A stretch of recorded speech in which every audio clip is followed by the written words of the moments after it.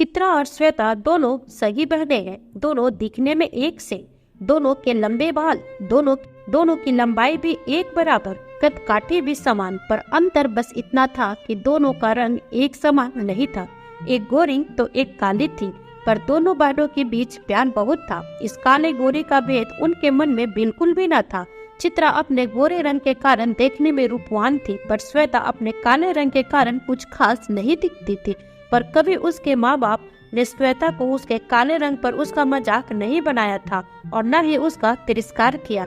लेकिन घर से बाहर लोगों ने श्वेता को बहुत बार काले रंग के कारण मजाक बनाया। तब चित्रा उन सभी से लड़ जाती अपनी बहन के लिए। श्वेता बड़ी और चित्रा छोटी बेटी है शर्मा जी की। मिस्टर और मिसेस शर्मा श्वेता की शादी को लेकर बहुत चिंता सताने लगी। उसके काले रंग के कारण उसके लिए किसी भी अच्छे घर का रिश्ता नहीं मिल रहा था। तभी चित्रा की मौसी ने एक रिश्ता बताया कि एक लड़का है जो सरकारी नौकरी करता है। सारी बातें बताने के बाद लड़के और लड़के वाले लड़की देखने चित्रा के घर आए। तभी श्वेता और चित्रा कॉलेज से एक साथ घर में घुसी।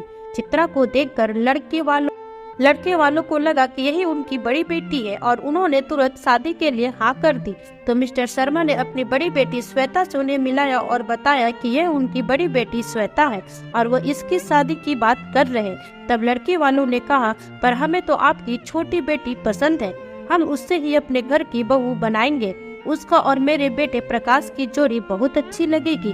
पर शर्मा जी ने कहा कि पहले हम अपनी बड़ी बेटी श्वेता की शादी करेंगे, तभी चित्रा की शादी होगी।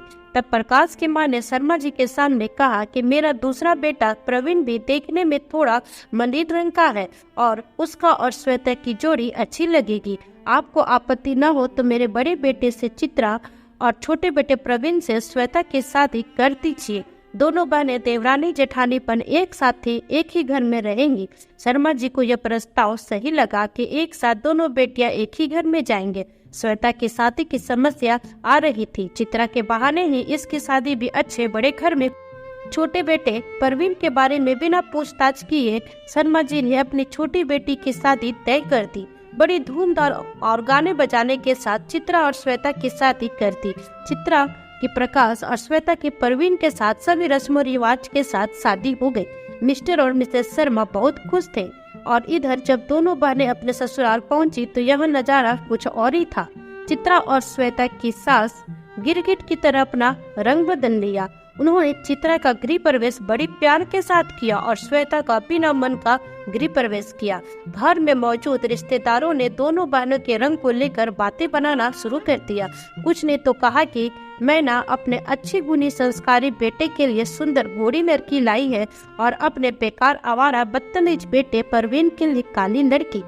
अपने पति के बारे में ऐसे शब्द सुनकर श्वेता हैरान हो गई। उसे समझ नहीं आ रहा था कि वे लोग ऐसा क्यों बोल रही है। यह सब सुन चित्रा भी अचंभित थी। दोनों के मुंह दिखाई की रस्म हो गई। ससुराल के सभी रस्म भी समाप्त हो गए। सारे रिश्तेदार जा चुके थे। अब घर पर बस चित्रा, श्वेता, प्रकाश, प्रवीण और उनके सास ससुर ही बचे थे। चित्रा और प्रकाश की लाइफ बड़े ही मजे से कटनी शुरू हो गई। प्रकाश चित्रा के रूप से बहुत प्रसन्न था और उसे सुंदर सुशील गुणी लड़की मिली, इस कारण वह उसे बहुत प्यार भी करता था। प्रकाश भी देखने में स्मार्ट था।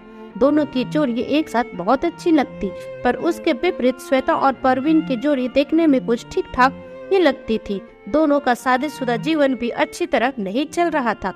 प्रवीण भी देखने में सांवला था, पर उसके संस्कार अच्छे नहीं थे। वो बदतमीज आवारा किस्म का लड़का है और साथ में गुस्से वाला भी। इस कारण घर के लोग उससे प्यार से बातें नहीं करते और न ही कोई श्वेता के साथ अच्छा व्यवहार करता था।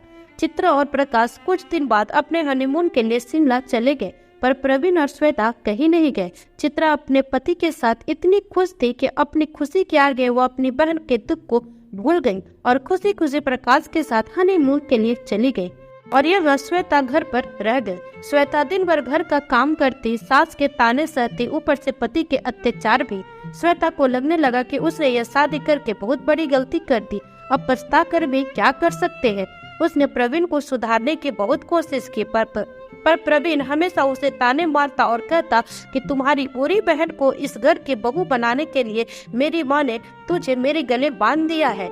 तुम मुझे बिल्कुल पसंद नहीं हो। एक तो तुम्हारा ये काला रंग और ऊपर से काले घने बाल, पूरी की पूरी काली माँ लगती हो, मेरे सामने मत आया करो। और इधर प्रकाश का ट्रांसफर दूसरे शहर में हो गया। चित्रा और प्रकाश दूसरे शहर शिफ्ट हो गए। श्वेता प्रवीण के साथ अपने ससुराल में ही रह गई और कभी अपनी बहन के सामने अपने दुखों के बारे में नहीं बताया, जिस कारण चित्रा को श्वेता की हालत के बारे में कुछ भी पता नहीं था। दोनों के शादी को 5 साल हो गए। चित्रा को एक बेटा भी था, पर श्वेता को अब तक कोई संतान नहीं हुई थी। श्वेता और चित्रा के पिता के अचानक तबीयत खराब होने की खबर आई। दोनों बहनें उनसे मिलने घर पहुंची। तभी चित्रा की मां ने श्वेता से कहा कि तुमने अभी तक कोई संतान क्यों नहीं की है। तब श्वेता अपने दुखों को छुपा नहीं पाई और अपना सारा दुख अपने माता पिता और चित्रा के सामने रख दिया। उसने अपने पिता से कहा कि आपने मेरी शादी प्रवीण के साथ करने से पहले क्यों नहीं प्रवीण के स्वभाव, आचरण, व्यवहार के बारे में पता किया। बस प्रकाश के बारे में जानकारी निकाली और बड़ा रईस घर के आधार पर मेरी शादी प्रवीण के साथ कर दी। अगर मेरा काला रंग आप पर बोझ था तो आपने मुझे पैदा करते ही मान क्यों नहीं दिया। आपकी गलती के कारण मेरा जीवन नर्क हो गया है। प्रवीण मुझे बिल्कुल पसंद नहीं करता, मुझ पर अत्याचार करता है। मेरे प्रति उसका और उसकी माँ का व्यवहार अच्छा नहीं है। वो मुझे हर वक्त काली मौका कर पुकारता है। आज तक प्रवीण ने मुझे अपनी पत्नी का दर्जा नहीं दिया है और न ही पत्नी के रूप में स्वीकार किया है। बस मैं उस घर की छोटी बहू, फ्री की नौकर बनकर रह गई हूँ। मेरा जीवन तो पूरी तरह बर्बाद हो गया। इससे अच्छा तो मैं जीवन भर कुंवारी रहती। यह सब सुन श्वेता के माता पिता और चित्रा बहुत दुखी और हैरान हुए, पर अब वो कर भी क्या सकते थे सिवाय पछताने के और उसे दिलासा देने के बारे में कि सब कुछ ठीक हो जाएगा। पर सब कुछ ठीक कैसे होगा? क्या किसी माता पिता को अपनी काली बेटी को उन्हें अच्छे भविष्य देने के बारे में सोचना नहीं चाहिए? बिना जांच पड़ताल किए किसी के साथ भी उनकी शादी कर देनी चाहिए? क्या काली होना एक गुनाह है? लड़की काला हो या गोरा, संतान तो आपकी ही है। उसके सुख दुख की जिम्मेदारी भी आपकी है। हमारे समाज में ऐसे बहुत सी लड़कियां हैं जिनके साथ ऐसा होता है। उनके रंग के कारण उनको जीवन साथी अच्छा नहीं मिल पाता है। इस कहानी के जरिए हम समाज के ऐसे लोगों की सोच बदल सकते हैं। तो दोस्तों, आइए इस कहानी को इतना शेयर करें कि यह कहानी उन लोगों तक जरूर पहुंचे जिनकी मानसिकता इस तरह की है। कहानी पसंद आए तो एक लाइक जरूर कीजिए और साथ ही साथ चैनल को सब्सक्राइब जरूर कर ले इस तरह के इंटरेस्टिंग और मोटिवेशनल स्टोरी सुनने के लिए। ओके फ्रेंड्स, फिर मिलूंगी आपसे न्यू वीडियो में नई उमंग भरी कहानी के साथ। तब तक अपना ख्याल रखें और स्वस्थ रहें। Bye bye.